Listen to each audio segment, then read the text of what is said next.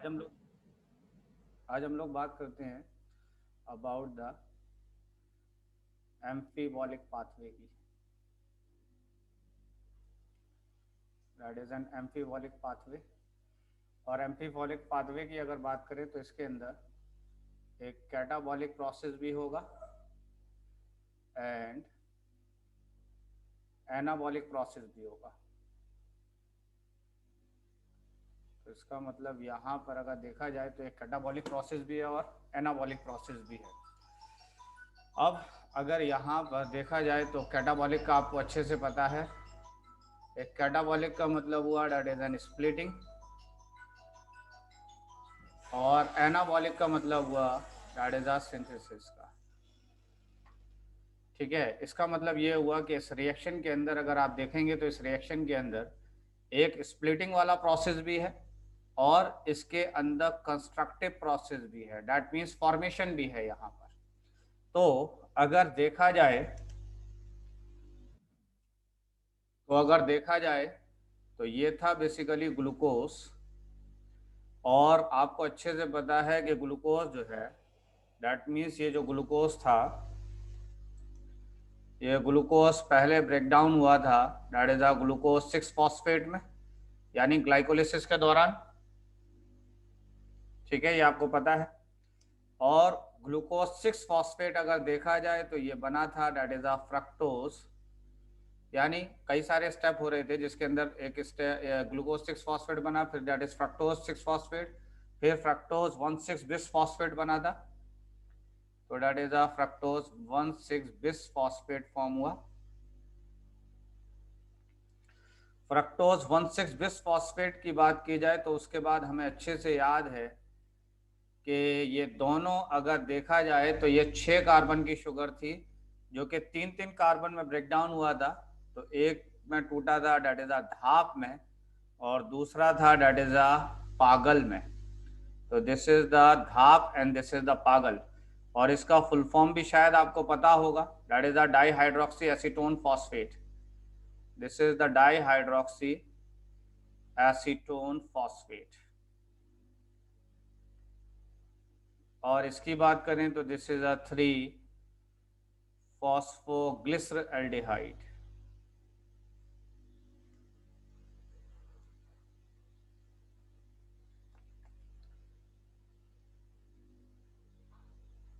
That is a 3 phosphoglyceraldehyde. इसके बाद अगर देखा जाए तो लास्ट में आपको अच्छे से पता है कि ये बेसिकली आपस में इंटरकन्वर्टेबल होता था। ये सारा का सारा ग्लाइकोलिसिस की बात है। और फाइनली इसने बनाया था that is a pyruvic acid.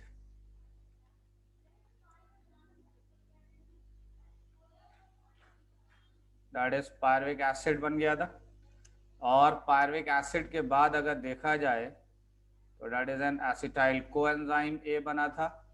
और एसिटाइल कोएंजाइम ए की बात करें तो ये दैट इज अ क्रब साइकिल में यूज हुआ था। ये अच्छे से याद है। और अगर देखा जाए तो इससे कार्बन डाइऑक्साइड रिलीज हुई थी, और इससे अगर देखा जाए तो यहाँ पर वाटर रिलीज हुआ था। अगर याद हो तो एक कार्बन डाइऑक्साइड यहाँ रिलीज हुई थी, और यहाँ पर मैंने कहा मल्टीप्लाई बाई 2, तो इसका मतलब ये 2 ये 2 बराबर। ये था ओवरऑल रिएक्शन बेसिकली। अब एक चीज और देखा जाए तो क्रब साइकिल जब चल रही थी उस दौरान एक कंपाउंड बन रहा था that is an alpha keto glutarate.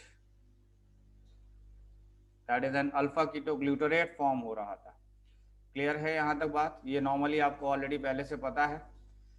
ठीक है, ये तो बात थी बेसिकली ग्लूकोज की। लेकिन अब मैंने बात की दैट इज अ फैट की।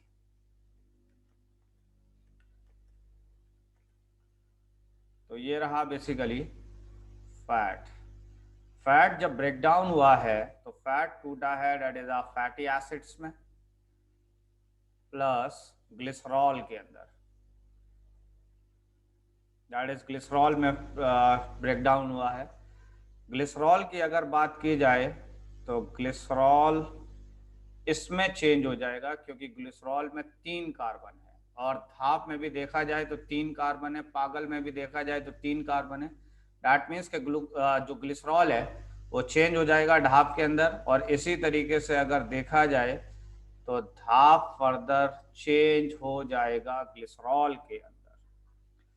इसी तरह अगर देखा जाए यहाँ पर, that means that is a fatty acid. और फैटी एसिड की अगर बात की जाए तो फैटी एसिड बेसिकली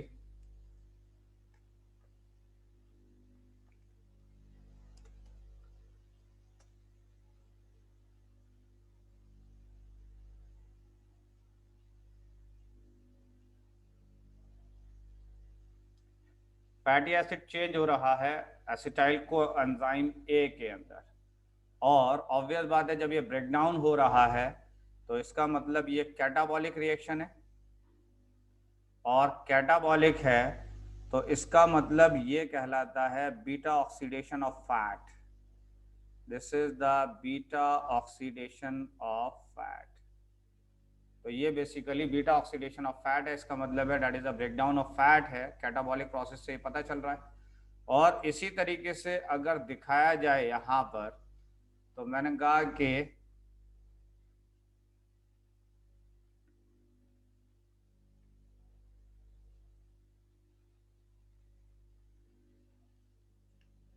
यहाँ पर इस बार एरो रिवर्स है। और जब एरो रिवर्स है तो इसका मतलब हुआ कि this is the anabolic pathway है। ये एनाबॉलिक पाथवे का मतलब है कि यहाँ पर फॉर्मेशन हो रहा है। और इस एसिटाइल को एंजाइम ए की बड़ी अच्छी सी बात यह है, बहुत ध्यान से सुनिएगा इस बात को, कि एसिटाइल को एंजाइम ए की बड़ी अच्छी सी बात यह है कि एसिड फैटी एसिड जब जिस वक्त ब्रेक डाउन हुआ तो ये चेंज हुआ basically acetyl co enzyme A में।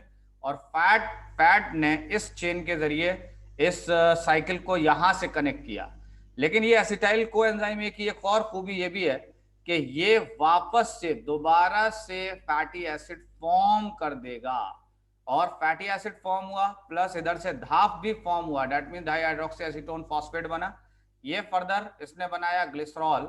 और ग्लिसरॉल और जब फैटी एसिड आपस में मिले तो ये वापस से फैट बन गया। तो इसका मतलब ये है कि यहाँ पर फैट का ब्रेकडाउन भी हो रहा है और फैट का फॉर्मेशन भी हो रहा है। ये बहुत इंपॉर्टेंट बात है। मैंने कहा कि यहाँ पर ब्रेकडाउन ऑफ फैट भी हो रहा है, यहाँ पर फॉर्मेशन ऑफ फैट भी हो रहा है। और जो लोग ये कहते हैं कि हम बहुत कम खाते हैं और उसके बावजूद हमारा वजन बढ़ रहा है, उसकी वजह यह है कि यहाँ पर जो फैट बेसिकली अगर है तो ब्रेकडाउन हो रहा है, एसिटाइल कोएंजाइम ए हो रहा है। इसको फर्दर जाना चाहिए था क्रेब्स साइकिल में, लेकिन ये क्रेब्स साइकिल के बजाय जाने के वापस से इसने फैट को फॉर्म कर दिया है। समझ रहे हैं? या फिर ये भी हो सकता है कि जो उन्होंने खाना खाया है उसमें जो फैट है वो बेसिकली ब्रेकडाउन ही नहीं हो रहा है और वो बॉडी के अंदर इकट्ठा होता चला जा रहा है, इस वजह से उनका वजन बढ़ता जा रहा है। तो यहां तक एक बात समझ में आई। इसके साथ साथ अगर देखा जाए तो यहां पर मैंने कहा कि दिस इज द प्रोटीन। और अगर प्रोटीन की बात करें तो प्रोटीन बेसिकली ब्रेकडाउन हो रहा है that is N amino acid के अंदर। और अमाइनो एसिड की अगर बात की जाए तो ये अमाइनो एसिड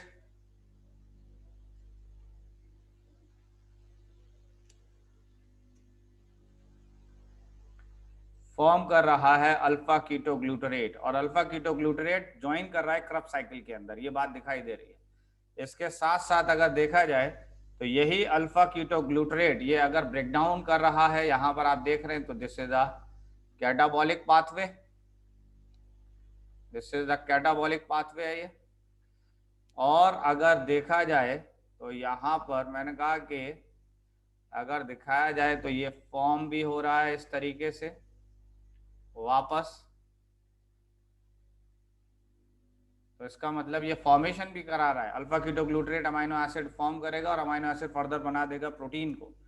इसके साथ साथ अगर देखा जाए तो ये जो प्रोटीन का ब्रेकडाउन था ये कनेक्ट करेगा यहां से भी, that means acetyl co enzyme A से भी, ये वाला। दैट मीन्स कि यहाँ पर एरो आ रहा है, इसका मतलब ये कन्वर्ट हो रहा है एसिटाइल कोएंजाइम ए में, वापस acetyl coenzyme A amino acid में चेंज हो रहा है।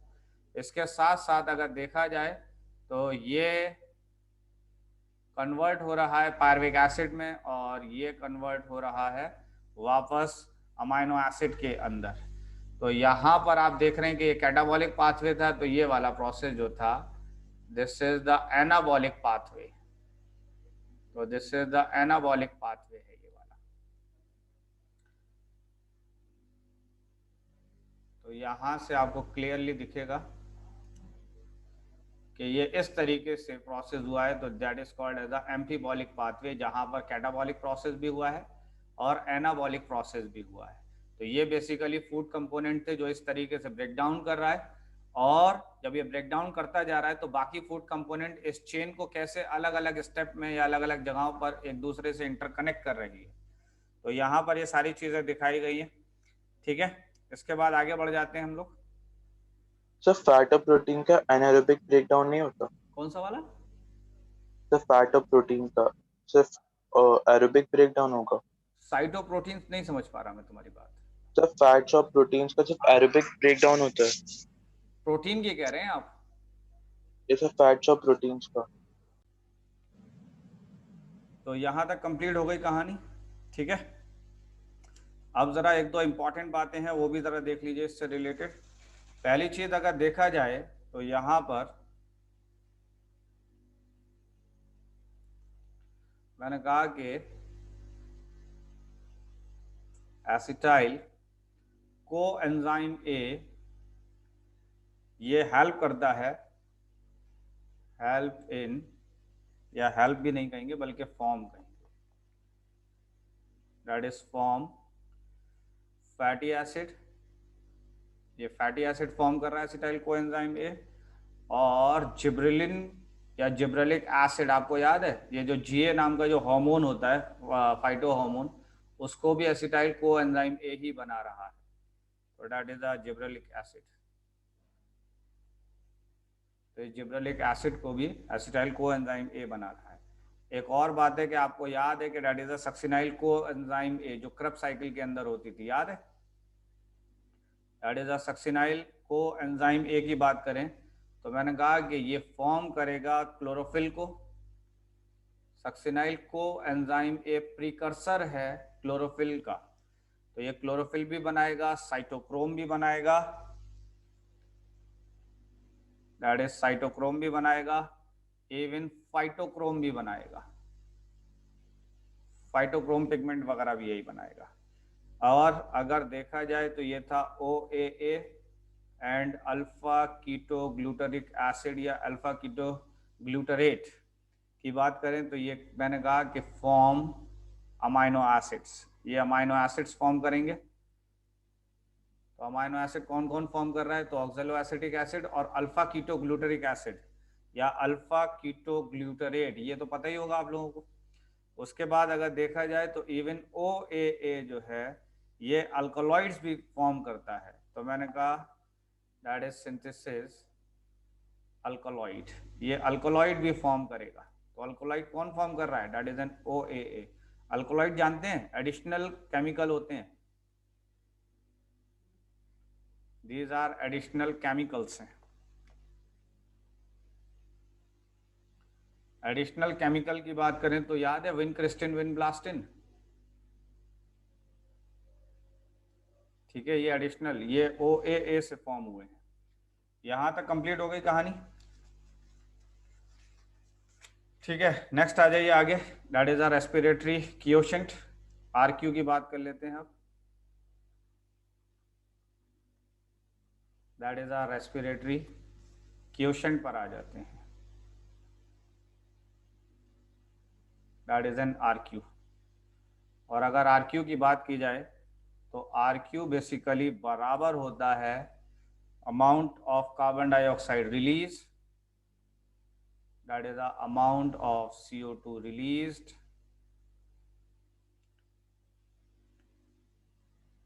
upon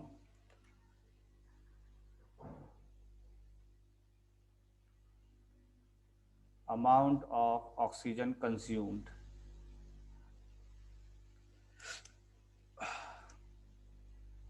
और रेस्पिरेटरी सबस्ट्रेट आपको अच्छे से पता है कि रेस्पिरेटरी सबस्ट्रेट होता क्या है। तो रेस्पिरेटरी सबस्ट्रेट की बात करें तो मैंने कहा ग्लूकोज ये एक रेस्पिरेटरी सबस्ट्रेट है, फैट है ये एक रेस्पिरेटरी सबस्ट्रेट है, प्रोटीन है एक तरीके का रेस्पिरेटरी सबस्ट्रेट है। ये सब। तो रेस्पिरेटरी सबस्ट्रेट की अगर बात की जाए तो दैट इज अ ग्लूकोज हो गया, फैट हो गया, प्रोटीन, ये सब जो है रेस्पिरेटरी बेसिकली सबस्ट्रेट्स हैं। तो अब बात कर लेते हैं आरक्यू ऑफ कार्बोहाइड्रेट। तो अगर आरक्यू ऑफ कार्बोहाइड्रेट की बात करें तो मैंने कहा कि this is C6H12O6 plus 6O2 gives 6CO2 plus 6H2O plus 686 kilo calorie, ये एनर्जी रिलीज होगी। तो यहाँ पर अगर देखा जाए तो मैंने कहा कि RQ बेसिकली बराबर था that is a CO2 released upon oxygen consume. तो इसका मतलब ये हुआ, यहाँ पर अगर देखा जाए तो 6 CO2 निकल रहा है, ऑक्सीजन की बात करें तो ये भी 6 है, और ये जब कैंसिल हुआ तो आया 1। तो इसका मतलब RQ ऑफ कार्बोहाइड्रेट हमेशा 1 होगा या यूनिटी होगा, दैट इज अ यूनिटी या 1। ठीक है, इस तरीके से अब अगर आप देखें तो RQ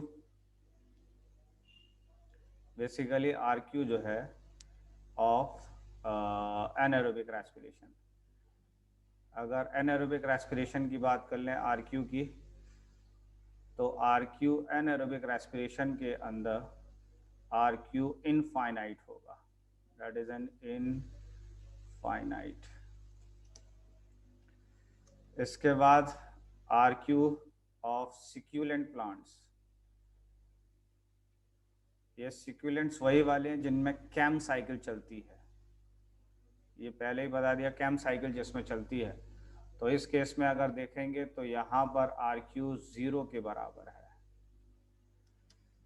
उसके बाद अगर देखा जाए तो RQ of fat and protein, तो यहाँ पर मैंने कह दिया कि लेस देन 1 होगा, लेस देन 1। इसका मतलब अगर आप फैट की बात करें तो फैट के अंदर RQ 0.7 होगा, जबकि प्रोटीन के अंदर अगर आप देखेंगे तो यहाँ पर प्रोटीन का RQ जो होगा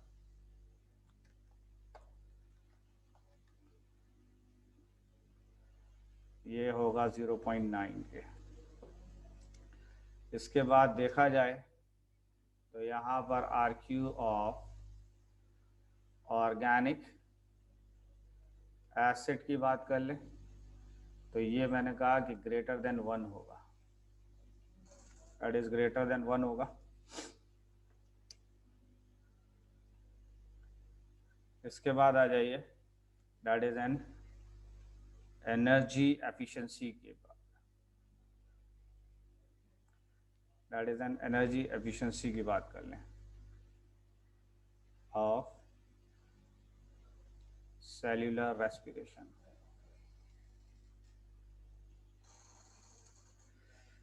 तो इसका मतलब अगर देखा जाए तो ये था बेसिकली ADP और इनऑर्गेनिक फॉस्फेट, और जब ये आपस में कंबाइन करेगा तो इसको चाहिए 8.1 किलो कैलोरी एनर्जी, और ये फॉर्म कर देगा ATP।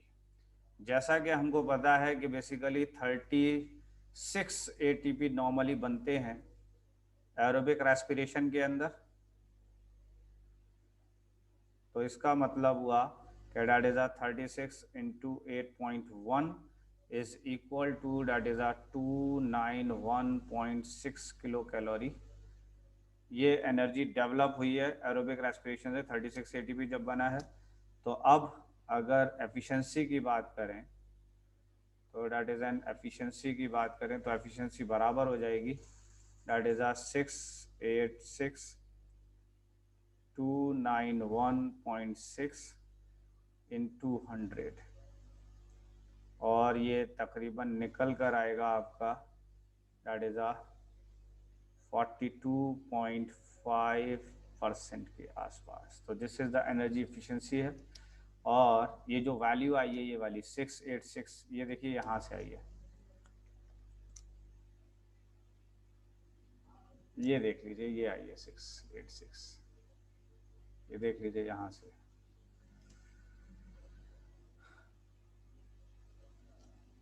और अगर 38 ATP होता, अगर 38 ATP का केस होता, तो इसका मतलब that is 38 into 8.1 is equal to that is 307.8 kilo calorie. और इस केस में एफिशिएंसी हो जाती 307.8 divided by 686 into 100 is equal to 44.86%। तो देख लीजिए कि जब 38 ATP फॉर्म हो रहा है तो इसका मतलब एफिशिएंसी यहाँ पर ज़्यादा है, और जब 36 ATP बन रहे थे तो एफिशिएंसी यहाँ पर कम है। तो यहाँ तक हम लोगों ने कंप्लीट कर लिया बेसिकली रेस्पिरेशन का। और जितना भी पार्ट अगर कुछ छूट जाता है या कुछ नहीं हो पाता है या कोई दिक्कत आती है तो आप पूछ लीजिएगा इसको। तो यहाँ तक क्लियर हुआ।